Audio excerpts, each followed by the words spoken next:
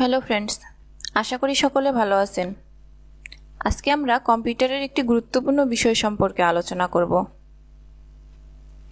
Keyboard, compose বা type এই শব্দগুলোর সাথে আমরা অনেকেই পরিচিত। আজকে আমরা এগুলো সম্পর্কেই শিখব। আজকের এই ভিডিওটি দেখলে কিবোর্ড সম্পর্কে একটা ভালো ধারণা হয়ে যাবে। আমরা প্রথমে জানব কিবোর্ড পরিচিতি। কিবোর্ড হচ্ছে কম্পিউটারের একটি হার্ডওয়্যার। এর দ্বারা কোনো তথ্য উপাত্ত ইনপুট করা যায়। আবার কিবোর্ডকে মাউসের বিকল্প হিসেবেও ব্যবহার করা যায়। তবে মূলত কিবোর্ড তথ্য উপাত্ত ইনপুট, টাইপ, কম্পোজ এই কাজেই বেশি ব্যবহার হয়ে থাকে। কিবোর্ড মূলত দুই ধরনের হয়ে থাকে: ইন্টারনাল কিবোর্ড ও এক্সটার্নাল কিবোর্ড।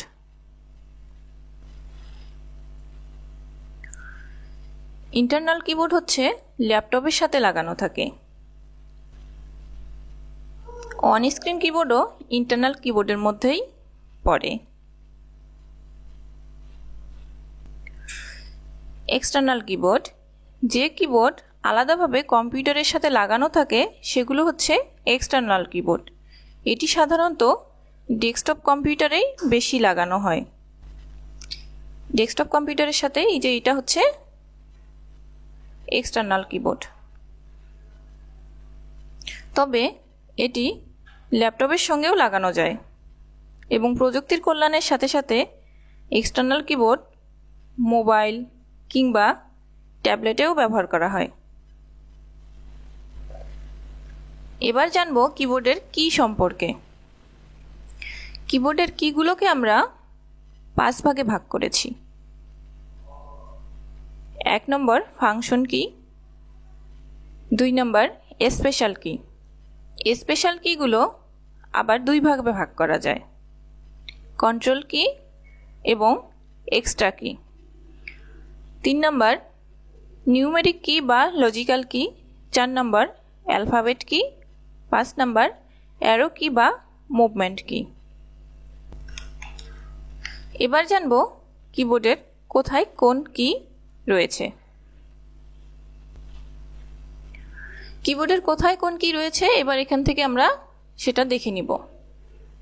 প্রথমে আসি ইএসসি।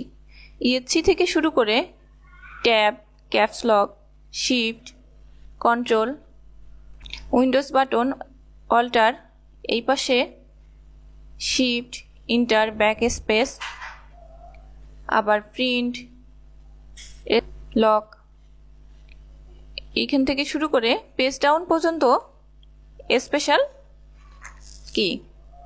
এই স্পেশাল কিগুলোর মধ্যেও আবার রয়েছে 2টা ধরন। 2 ধরনের মধ্যে ইএসসি থেকে শুরু করে ব্যাক স্পেস পর্যন্ত মার্ক করা জায়গাটা হচ্ছে কন্ট্রোল কি। প্রিন্ট স্ক্রিন থেকে শুরু করে পেজ ডাউন পর্যন্ত মার্ক করা জায়গাটা হচ্ছে এক্সট্রা কি।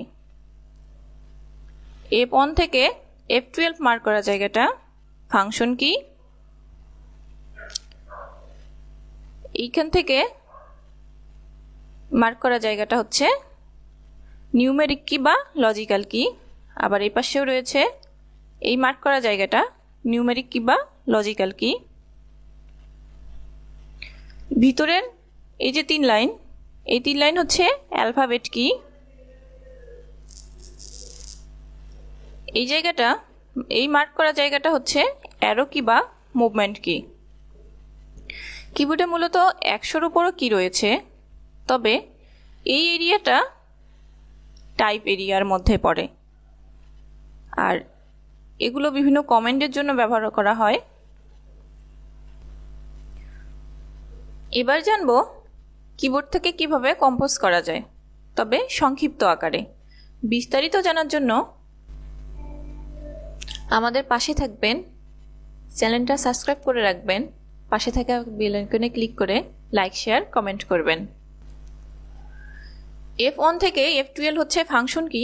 এই ফাংশন কির মাধ্যমে কোনো ফাংশনে যাওয়ার জন্য ফাংশন কিগুলো ব্যবহার করা যাবে।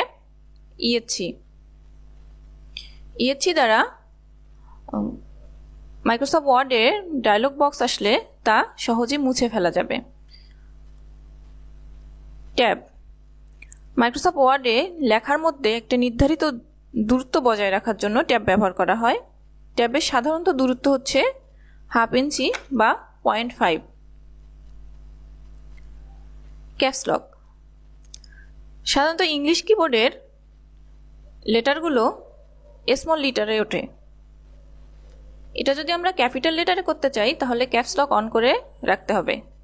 ক্যাপস লক অন করে রাখলে সবগুলো লেটার ক্যাপিটাল লেটারে হবে। তাছাড়া সব লেটার স্মল লেটারেই লেখা যায়।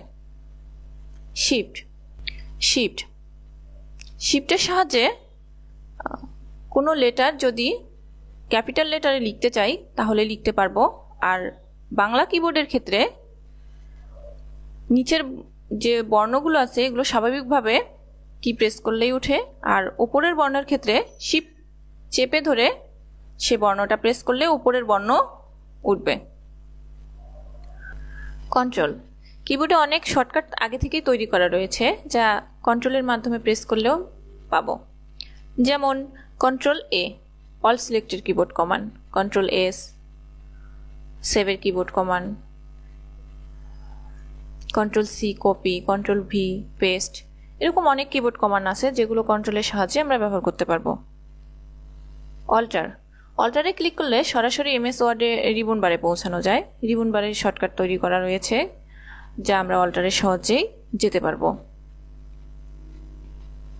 স্পেস। দুটি শব্দের মধ্যে যে দূরত্ব এটা স্পেসের মাধ্যমেই দেওয়া হয়। একটা শব্দ থেকে আরেকটা শব্দের মধ্যে একটা স্বাভাবিক দূরত্ব তৈরি করার জন্য স্পেস ব্যবহার করা হয়। এখানে আসি মুভমেন্ট কি বা অ্যারো কি। অ্যারো কির সাহায্যে বিভিন্ন জায়গায় কোনো লাইনের ওপরে কিংবা নিচে, ডানে কিংবা লেখার ডানে বামে যাওয়া যায়। এন্টারের সাহায্যে মাইক্রোসফট ওয়ার্ডে প্যারাগ্রাফ তৈরি করা যায় কিংবা এক লাইন থেকে আরেক লাইনে যাওয়া যায়। এই এন্টারের সাহায্যে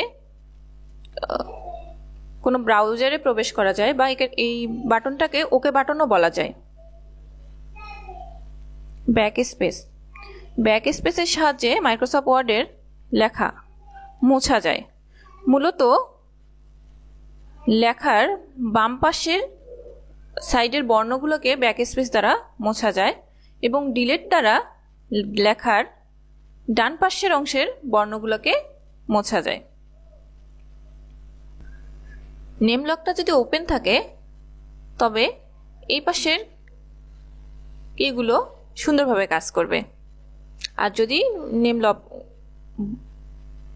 বন্ধ করা থাকে তবে এই কিগুলো কাজ করবে না, শুধু হোম এন্ড এগুলো কাজ করবে। তো বন্ধুরা আজকে এই পর্যন্তই।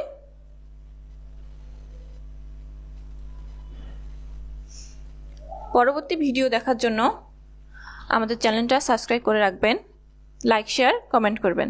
ধন্যবাদ সবাইকে।